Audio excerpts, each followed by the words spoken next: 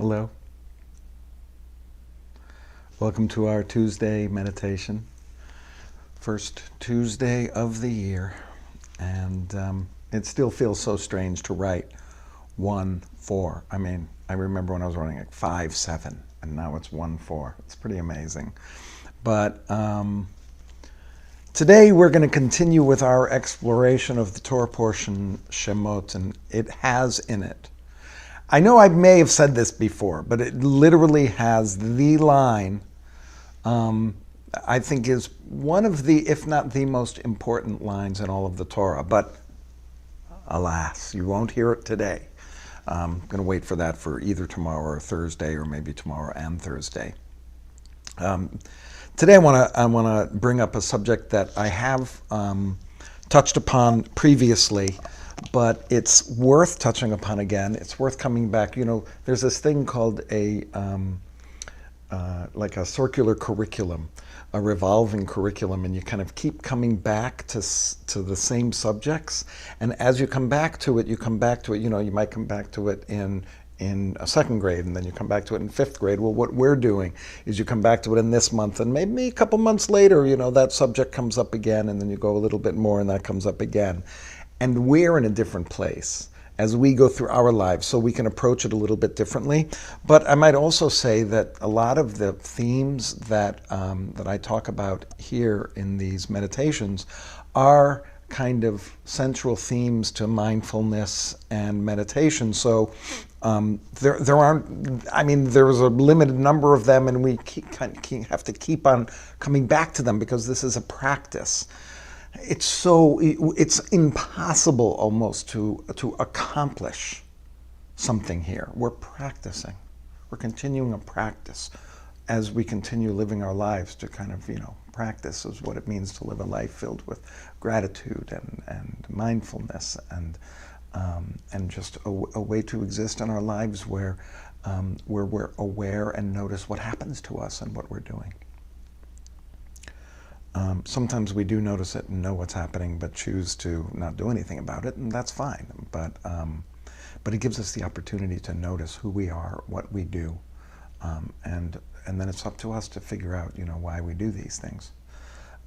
So the Torah portion today, Shemot, is the beginning of the stories of Moses and the Israelites.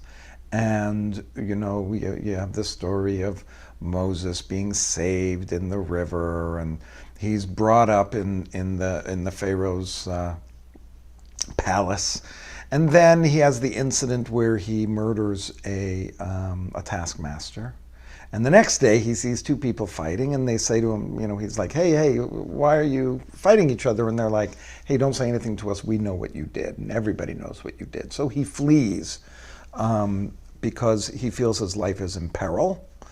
And, he does what any normal person would do as they flee a city. He would just go out into the desert and find a wife among the Midianites. And so he does. And Tzipporah. And he's a shepherd now, right? He went from literally being the most powerful person to a shepherd. It's interesting. It's almost the opposite road that Joseph took. Joseph was a shepherd who goes down to Egypt and becomes the most powerful person there. Moses is born from nothing, enters into this place of power, and then goes back to being, nothing. Although being a shepherd is not nothing. There were many years where a shepherd was the oldest person on earth. I've actually talked about that one other time before, I think, in our meditations. So, he's a shepherd. He's come from this place. He exists in this other existence. And all of a sudden, he sees a bush on fire that is not being consumed. It's called the burning bush. I'm not sure if you've ever heard of this. So he goes to the burning bush, and there, God meets Moses through this burning bush and speaks to Moses and says, hey, Moses, you're the guy who's going to go down and you're going to save everybody.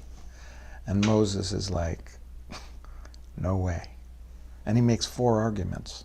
He's like, I'm not, who am I? I'm nobody. Why are you sending me? And then he's like, but I have a stutter. I have a problem with my speaking voice, so I'm not going to be able to do it. And then he literally just comes out and says, please pick somebody else. And so he's constantly arguing as to why he is unworthy of the position. It's curious.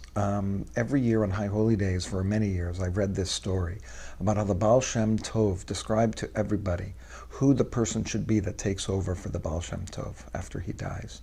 And he says you should go up to somebody and you should say to them, how do you overcome pride? And if the person knows the answer to that question, they're not the right person to be the leader.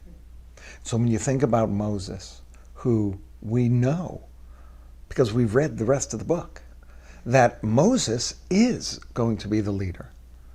But he doesn't necessarily see himself that way because he has this inner doubt. Inner doubt's fine. We all have inner doubt, or many of us do. Some people don't. I don't know that many that don't, but some people don't. And so we have this self-doubt, and if it keeps us from doing what we need to do, then it's dangerous. To have the self-doubt and to say, you know what, I'm not sure I'm going to be able to do this, but I'm going to do it anyway, that is heroism. That is strength. And even though Moses says, I'm not the right person for this, I'm not smart enough, I don't know enough, I'm not a well-spoken person, come on, choose someone else. That's the right person for it, because they come from the right place. So I thought today we could think about, this, where are those places where you feel unworthy? It's a little bit different than having a trance of unworthiness, although that could be a place where you exist right now, is that everything you think of as is you're unable to overcome it. It just seems overwhelming and you can't do it. But you can't do just living life. That there's this trance you're in where you're just unworthy about absolutely everything. But I think for most of us, there's maybe a general sense of unworthiness, and that we plod our way through our days and we make it through our lives and we do what we need to do. But in doing so, we still feel like maybe we're not really doing it the way we think we can do it. And I think what that does is it provides a motivation to either continue on, or to try to do better, or to try to meet something that is your view of who you should be and what you should be doing. Then I think it can be healthy if it motivates one to be better and to do better. But if it's just a sense of helplessness, that's when it can be difficult to really even notice it, because it's your narrative.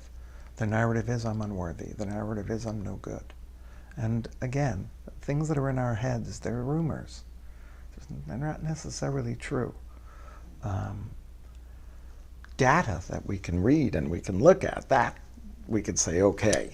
But when it's a thought in our head, or I'm not this, or I'm not that, or I am this, or I am that, when it works both ways. How many times have you seen someone who's like, oh, I'm this amazing blank, and then you see them do their thing and you're like, I think this person needs to have a kind of lower expectation.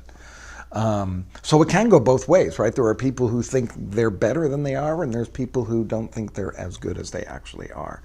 And I'm speaking right now to all of us that really feel that sense of unworthiness on a regular basis. And that if we can kind of notice it and say, hey, you know what? You're just thinking that. That's not necessarily true. That doesn't have to be true. That can help us as we live our lives. So,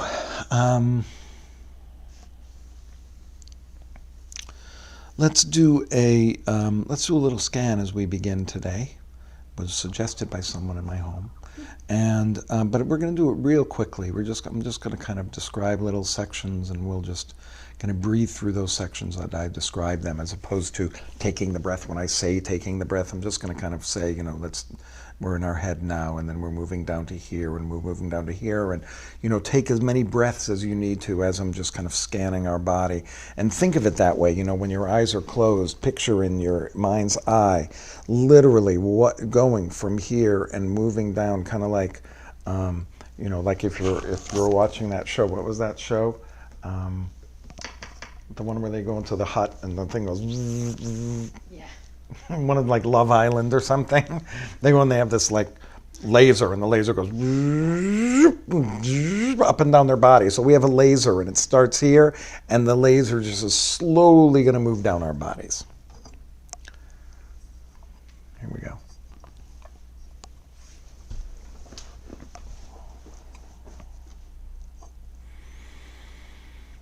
We'll start with just some breathing. Here we are.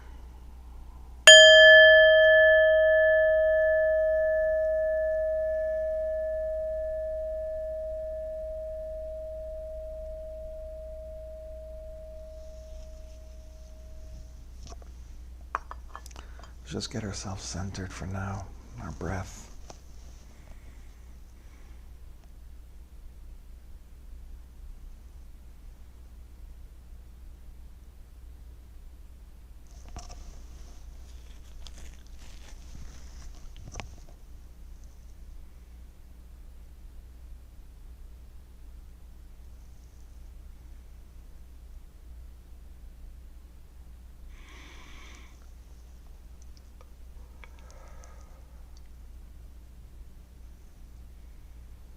So let's start our scan, and as we go down our body, just try to relax and notice the different sections of your body and try to breathe through each section.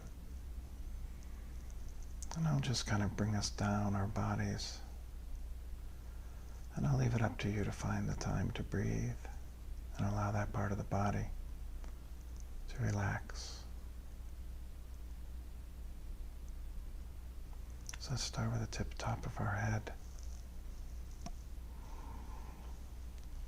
The heat escapes to the top of our head, and we move our way slowly down our head into our forehead, and find your way to our eyebrows and our eyes. As we move down and cover our cheeks and our ears, and our nose, and our lips, and mouth, our jaw and the tightness there, and just our whole head. Take your whole head in. And as we move our way down into our neck, feel for any tension. Try to relax it through your breath. And we move to our shoulders, the back of our shoulders all the way around to the front. Our clavicle. And we can move our way down our arms through our hands. And feel how your hands are either resting on each other or resting on another piece of your body. Just try to relax your arms and your shoulders. And then we move our way into our chest. Lower still into our upper abdomen.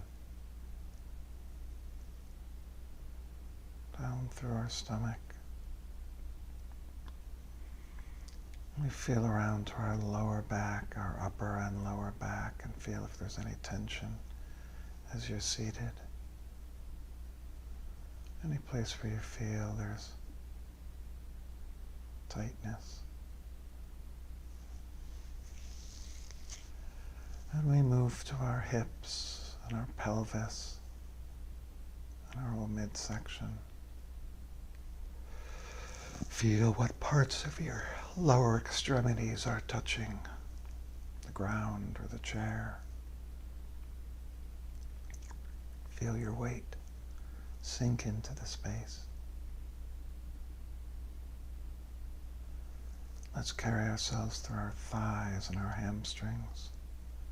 Just feel how your legs exist in space, through to your knees and the bend in your leg.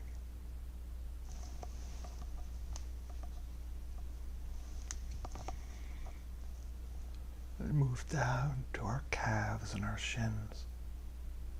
Is there any tension that's there? Then we reach our ankles and our feet. What part of your feet are touching the ground? Is there any tingling? Is there any numbness? Is there any pain? Or do your feet feel just fine?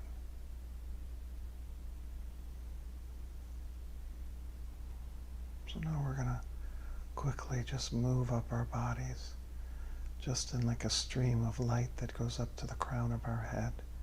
So we start moving up through our shins, then our knees, and keep going up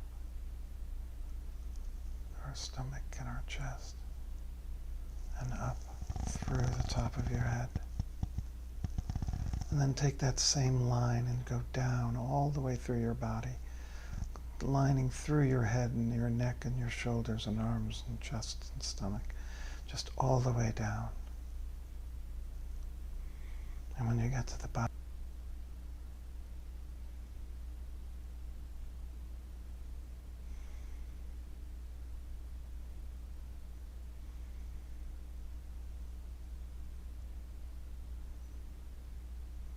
with the remaining 5 minutes or so we have left,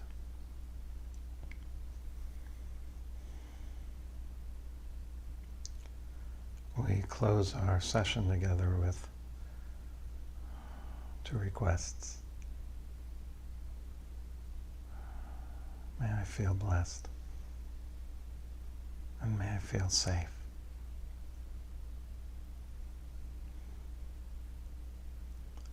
Every day I have conversations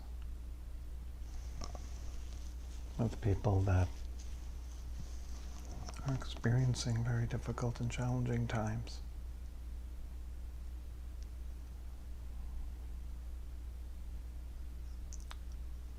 On one hand, there are some that still feel blessed. On the other hand, there's those that feel like that blessing is hard to see or feel or find.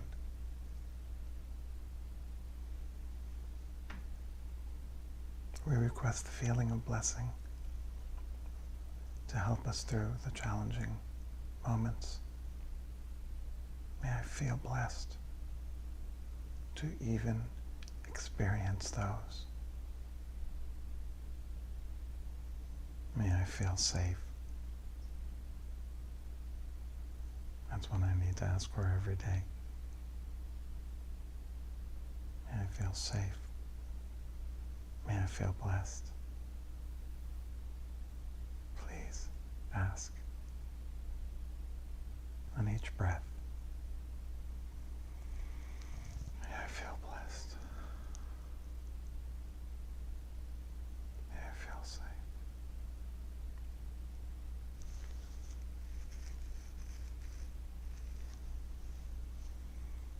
May I feel blessed and safe.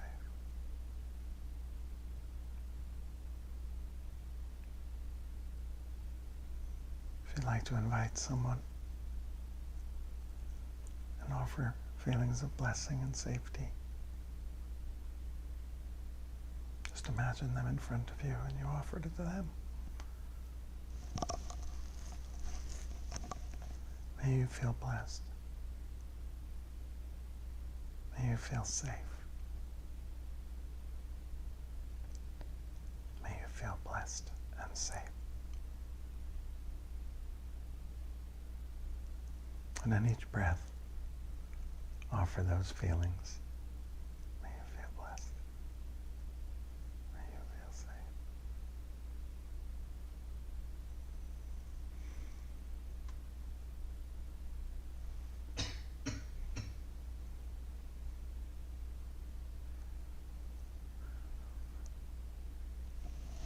And whenever you want, you can bring it back to yourself. Just for several breaths of may I feel safe. May I feel blessed. May I feel blessed. May I feel safe.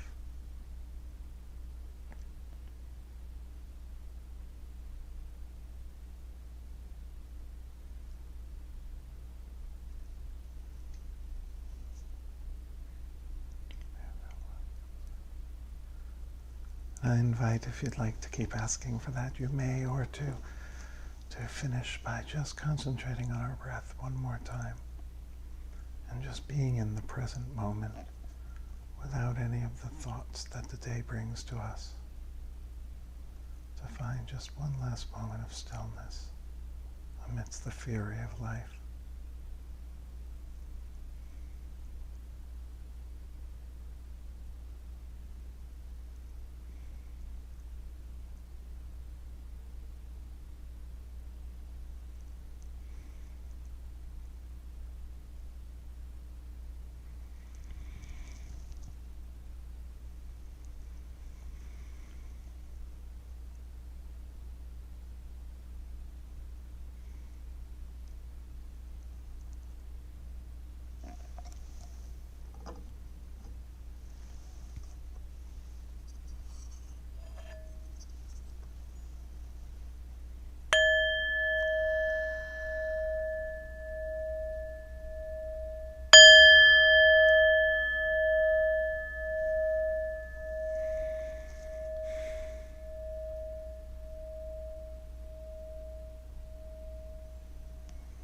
Thank you so much for joining me today. Stay tuned, because it's really going to get interesting in the next couple of days as well. May you feel safe, and may you feel blessed.